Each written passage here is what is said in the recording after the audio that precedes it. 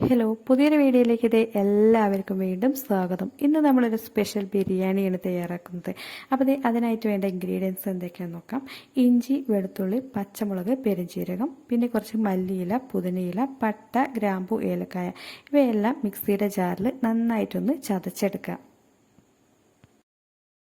അപ്പോൾ അമ്മയുടെ ഒരു സ്പെഷ്യൽ ബിരിയാണി റെസിപ്പിയാണിത്. വീഡിയോ മുഴുവനായിട്ടും എനിക്ക് എടുക്കാനായിട്ട് പറ്റിയിട്ടില്ല, എന്ന കുഴപ്പമില്ലാത്ത രീതിക്ക് എടുത്തിട്ടുണ്ട്. ഇതെല്ലാം കൂടി ഒന്ന് ചതച്ചത് ഒരു പാത്രത്തിലേക്ക് മാറ്റി കൊടുക്കാം.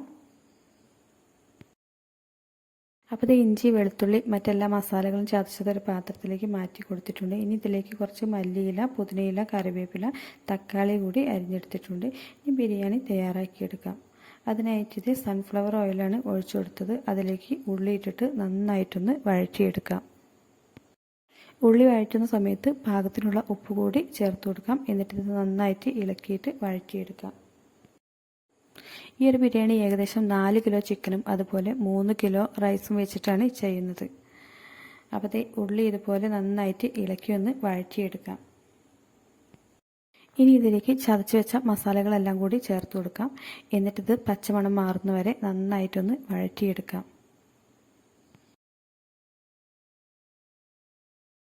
അപ്പോൾ ഇഞ്ചി, വെളുത്തുള്ളി ചേർത്ത് പച്ചമണം മാറുന്നവരെ ഒന്ന് വഴറ്റിയെടുത്ത ശേഷം ഇതിലേക്ക് ഈസ്റ്റേണിൻ്റെ ബിരിയാണി മസാലയാണ് ചേർത്ത് കൊടുക്കുന്നത്. അതുകൂടി ചേർത്ത ശേഷം ഇതിലേക്ക് കുറച്ച് മഞ്ഞൾപ്പൊടി, മുളക് പൊടി കൂടി ചേർക്കാം. ഇനി ഇത് എല്ലാം കൂടി നന്നായിട്ടൊന്ന് വഴറ്റി എടുക്കാം.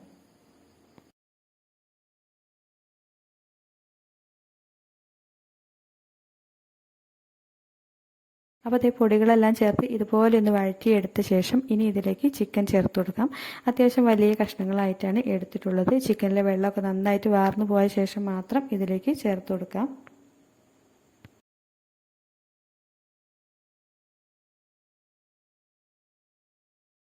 ഉള്ളി വഴറ്റുന്ന സമയത്ത് നമ്മൾ ഉപ്പ് ചേർത്തത് കൊണ്ട് ഇനി ചിക്കനിലേക്ക് ആവശ്യമായിട്ടുള്ള ഉപ്പാണ് ചേർത്ത് കൊടുക്കുന്നത്. അതുകൂടി ചേർത്ത് ഇത് നന്നായിട്ടൊന്ന് ഇളക്കി കൊടുക്കാം.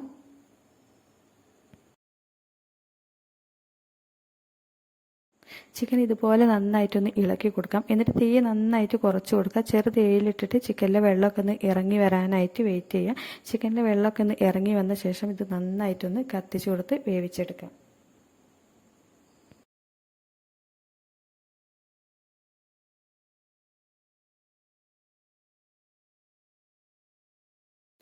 അപ്പോൾ ഈ ചിക്കനിലെ വെള്ളമൊക്കെ ഒന്ന് ഇറങ്ങി വന്നിട്ടുണ്ട്. ഇനി ഇത് നല്ല രീതിക്ക് തന്നെ ഒന്ന് കത്തിച്ച് നന്നായിട്ട് വേവിച്ചെടുക്കാം.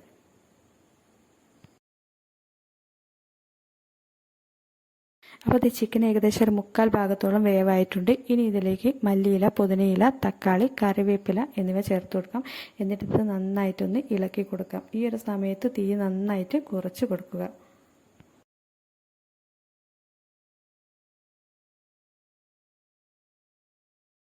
ഇനി ഇതെല്ലാം കൂടി ഒന്ന് ഇതുപോലെ മിക്സ് ചെയ്തെടുത്ത ശേഷം ഇതിലേക്ക് കുറച്ച് തൈര് ചേർത്ത് കൊടുക്കാം.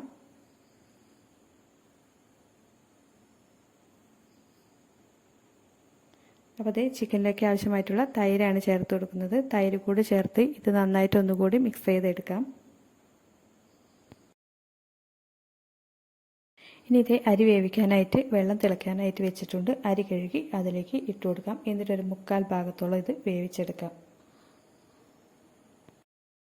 അപ്പോൾ അരി ചേർത്ത് കൊടുക്കാം. എന്നിട്ട് ഇതിലേക്ക് പാകത്തിനുള്ള ഉപ്പ് കൂടി ചേർത്ത് കൊടുക്കാം.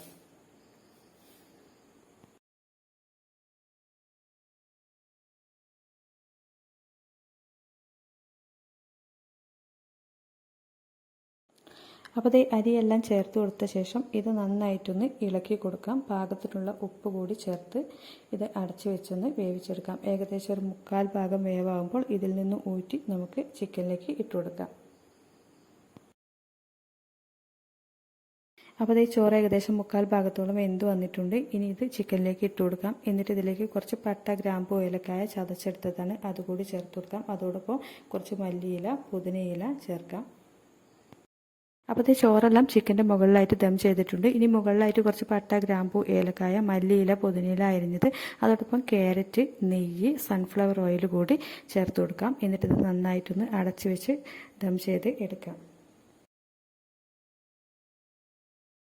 അപ്പോൾ ഇത് സ്പെഷ്യൽ ബിരിയാണി റെസിപ്പി എല്ലാവരും ഒന്ന് ട്രൈ ചെയ്ത് നോക്കുക. ഫീഡ്ബാക്ക് അറിയിക്കുക. വീഡിയോ ഇഷ്ടമായാൽ ലൈക്ക് ചെയ്യുക. അതോടൊപ്പം ചാനൽ മറക്കാതെ സബ്സ്ക്രൈബ് ചെയ്ത് സപ്പോർട്ട് ചെയ്യുക. മറ്റൊരു റെസിപ്പി ആയിട്ട് വീണ്ടും വരാം. ബൈ.